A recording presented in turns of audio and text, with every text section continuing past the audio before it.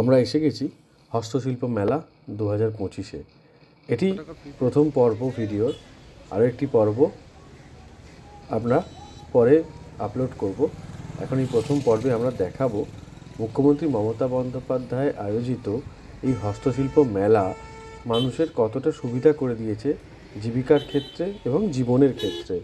যেমন এই হস্তশিল্প মেলায় আপনারা আসলে দেখতে পারবেন মেদিনীপুর, বাঁকুড়া, বীরভূম, পুরুলিয়া এবং উত্তরবঙ্গেরও কিছু কিছু জায়গার নানান হাতের কাজ এখানে রয়েছে।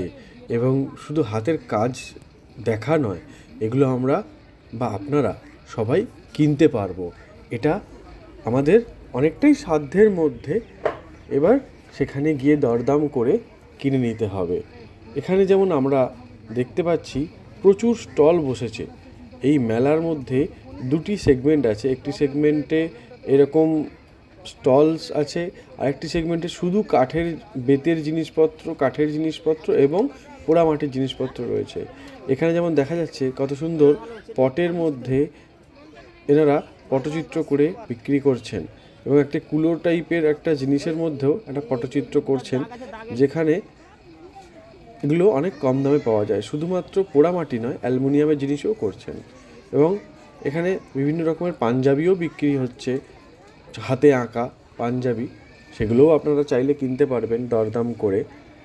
এবং কাপের মধ্যে ডিজাইন, আরও বিভিন্ন রকম পটের মধ্যে, ফ্লাওয়ার ভাসের মধ্যে, সব কিছুর মধ্যেই এখানে এনারা নিজেরা হাতে বসে ডিজাইন করে সেগুলো বিক্রি করেন আমাদের জন্য এবং নিজেদের জীবিকা নির্বাহের জন্য। এখানে অনেকগুলো স্টল আছে, যেমন হাতে তৈরি করা গয়না স্টল, এবং এখানে একটি কাঁচের তৈরি জিনিসের স্টল দেখলাম। খুবই সুন্দর লাগছে কাঁচের তৈরি গাছগুলো, বা ময়ূর বা হাতি, গণেশ, এগুলো খুবই সুন্দর লাগছে। তাই দেখালাম আপনাদেরও কত সুন্দর হাতের কাজ এনাদের। এবং এখানে দেখতে পাচ্ছি একটি গয়নার দোকান। সেই গয়নাগুলো সম্পূর্ণটাই ধান দিয়ে তৈরি করা হয়েছে, ধানের গয়না। দেখুন, ধান দিয়ে তৈরি করা হার দেখলেই বোঝা যাবে সবকটি ধান দিয়ে। কানের দুল, এই ধান দিয়ে তৈরি করা হারগুলোর দাম আমরা জিজ্ঞাসা করেছিলাম মাত্র 150 টাকা। দেখুন, ধানের তৈরি হার কত সুন্দর দেখতে লাগছে।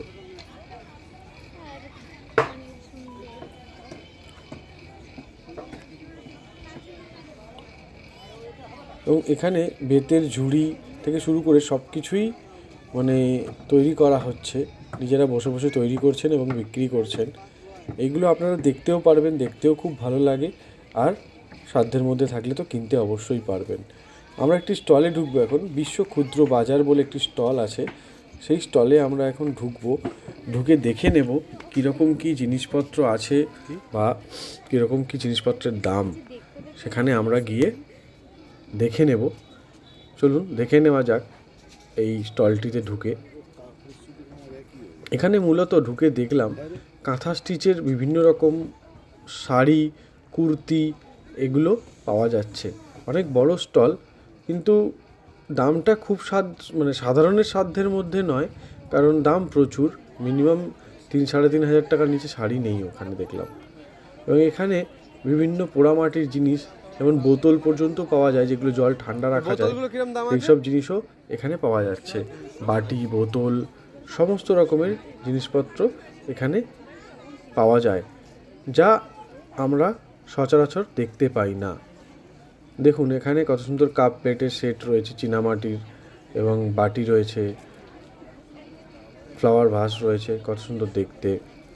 এখানে রয়েছে কিছু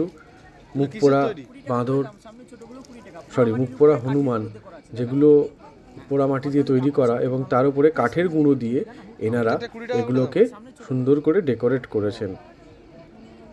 দেখতে খুবই সুন্দর। এখানে কিছু হ্যান্ডমেড গয়না, এগুলো বার্গেনিংয়ের মাধ্যমে কিনতে পারেন। 40, 50, 100, 150 বিভিন্ন রকম দামের এখানে হাতের গয়না তৈরি করছেন এরা হাতে। তো সেই গয়না আপনারা চাইলে কিনতেই পারেন। হাতে তৈরি উলের জিনিসপত্র, বাড়িতে গোপালের জিনিসপত্র এবং ঠাকুরেরও বিভিন্ন রকম জিনিসপত্র আমরা এই মেলায় দেখতে পেয়েছি। এটি তো ভিডিওর প্রথম ভাগ, এরপরে ভিডিওর আরও একটি ভাগ রেখেছি, আপনারা অবশ্যই সেই ভাগটিও দেখবেন এবং দেখে কমেন্টের মাধ্যমে আপনাদের মতামত জানাবেন যে এই মেলাটি আদৌ আমাদের জন্য কতটা উপকারী বা কতটা ভালো লাগার, এগুলো আপনারা কমেন্টের মাধ্যমে জানাতে পারেন। এখানে বিভিন্ন রকম গ্লাস পেন্টিংও করা আছে দেখলাম, খুব ভালো।